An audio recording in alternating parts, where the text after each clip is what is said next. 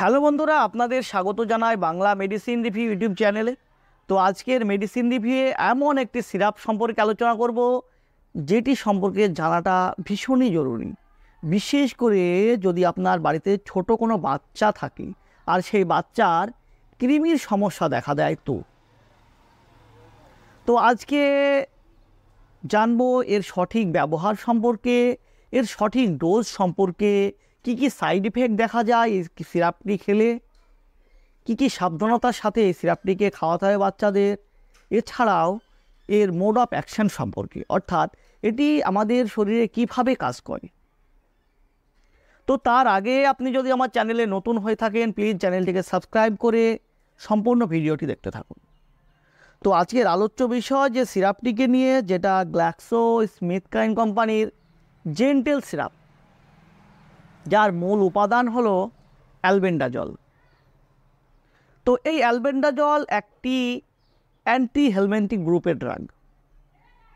আমাদের পেটে, আমাদের অন্ত্রে যে মাইক্রো অর্গানিজম, যে হেলমেন্থিক গ্রুপের জীবাণু থাকে, যেটাকে আমরা ওয়ার্ম অর্থাৎ কৃমি বলি, সেই কৃমিকে ডিওয়ার্মিং করার কাজ করে, অর্থাৎ নষ্ট করার কাজ করে এই অ্যালবেন্ডাজল। তো আমাদের যে ছোট ছোট বাচ্চারা, যাদের পারিপার্শ্বিক জিনিস সম্পর্কে এখনো পর্যন্ত সঠিক নলেজ হয়নি, তারা জানে না কোন জিনিসটিকে ব্যবহার করতে হয়, কোন জিনিসটি ব্যবহার করা যাবে না, কোন জিনিসটি ছুঁতে হবে, কোন জিনিসটি ছোঁয়া যাবে না, কোন জিনিসটা ছোঁয়ার পরে হাত ধুতে হবে।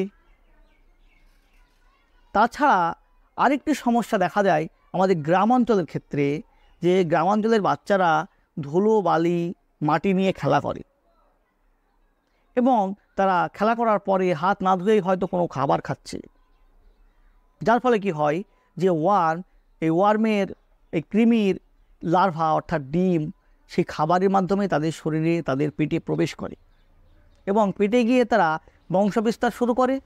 এর ফলে এদের উপদ্রব বেড়ে যায়, সমস্যা দেখা দেয়। তো কী কী সমস্যা দেখা দেয়? প্রথমত যে সমস্যাগুলো দেখা দেয়, ডাইজেশনের সমস্যা আসতে পারে, অর্থাৎ খাবার খাওয়ার পরে ঠিকঠাক হজম হয় না, হজমের সমস্যা দেখা দিতে পারে। এছাড়াও ফাঙ্গাল ইনফেকশন বেড়ে যায়, গায়ে চাকা চাকা দাগ দেখা দিতে পারে।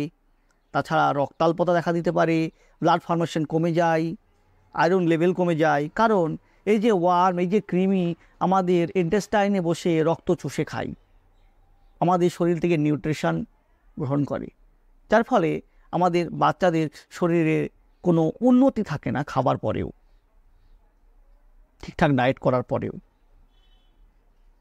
তো আমাদেরকে সেই কৃমিকে নষ্ট করতে হবে, অর্থাৎ এই ওয়ার্মকে ডিওয়ার্ম করতে হবে। তো এই ডিওয়ার্ম করার কাজ করে আমাদের এই অ্যালবেন্ডাজল। তো আজকে জানবো এটি কিভাবে আমাদের শরীরে কাজ করে।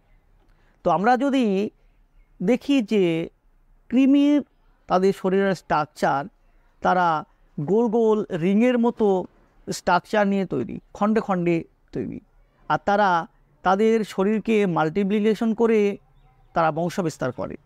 তো এই অ্যালবেন্ডাজল কি করে? তাদের মাল্টিপ্লিকেশনে বাধা দেয়। এছাড়াও যে কৃমি সারভাইভ করার জন্য, তাদের সারভাইভ করার জন্য আমাদের শরীর থেকে যে নিউট্রিশন গ্রহণ করে, যে গ্লুকোজ ইনটেক করে, এই অ্যালবেন্ডাজল তাদের গ্লুকোজ ইনটেকে বাধা দেয়, যার ফলে কি হয়, তারা আর সারভাইভ করতে পারে না, ধীরে ধীরে দুর্বল হয়ে পড়ে এবং একটা সময়ে তারা স্টুলের সঙ্গে বাইরে বের হয়ে যায় অথবা মারা যায়। এইভাবেই এই অ্যালবেন্ডাজল আমাদের শরীরে ডিওয়ার্মিং করার কাজ করে। তো কি কি সাইড ইফেক্ট দেখা যায় এই অ্যালবেন্ডাজলের? তো সচরাচর যে সাইড ইফেক্টগুলো লক্ষ্য করা যায়, যেগুলো হলো বমি বমি বমি ভাব, পেট ব্যথা, পেটে অস্বস্তি ভাব, শরীরে তাপমাত্রা বৃদ্ধি পেতে পারে অর্থাৎ জ্বর আসতে পারে, ডায়রিয়ার সমস্যা দেখা যায় অর্থাৎ লুজ মোশন হতে পারে, এইসব সমস্যাগুলো দেখা দেয়।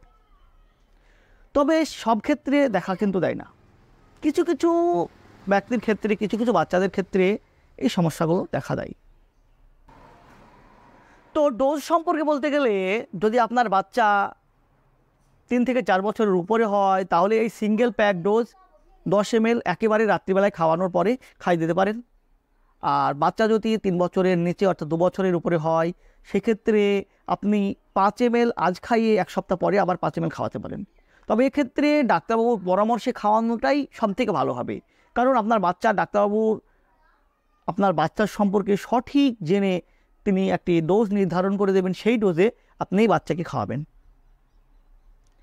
আর এর সঙ্গে একটা কাজ করবেন কি, যখন বাচ্চাকে খাওয়াবেন তখন চেষ্টা করবেন আপনার ফ্যামিলির সবাই একসঙ্গে এই ট্যাবলেটটিকে খাওয়ান, যার ফলে এই ডিওয়ার্মিং করার কাজটা একসঙ্গে সম্পন্ন করবে এই অ্যালবেন্ডাজল। আর আরেকটি ভ্রান্ত ধারণা দেখা দেয় আমাদের মধ্যে যে বেশি গরম পড়লে এই ক্রিমি সিরাপ খাওয়ানো যাবে না বাচ্চাদের, তার জন্য আমরা বৃষ্টির অপেক্ষা করি, আবহাওয়া ঠান্ডা হওয়ার অপেক্ষা করি। তো তেমন কোনো বাধা নিষেধ বা তেমন কোনো বিধিনিষেধ নেই যে বৃষ্টি হলেই এই সিরাপ খাওয়ানো যাবে, তাছাড়া খাওয়ানো যাবে না, এমন কোনো বাধা নিষেধ নেই। তো যখনই বাচ্চাকে খাওয়াবেন আপনার বাচ্চার ডাক্তারের সঙ্গে একবার কনসাল্ট করে নেবেন, বাচ্চার ডাক্তারবাবু যেভাবে খাওয়াতে বলবেন আপনার বাচ্চাকে সেভাবেই খাওয়ানোটাই বেস্ট হবে। তো বন্ধুরা, এই ছিল জেন্টেল সিরাপ সম্পর্কে একটি ছোট্ট ভিডিওটি যদি আপনার ভালো লেগে থাকে প্লিজ চ্যানেলটিকে সাবস্ক্রাইব করে লাইক দিতে ভুলবেন না। সুস্থ থাকবেন, ভালো থাকবেন, আবারও দেখা হবে অন্য কোনো ভিডিওতে। ধন্যবাদ।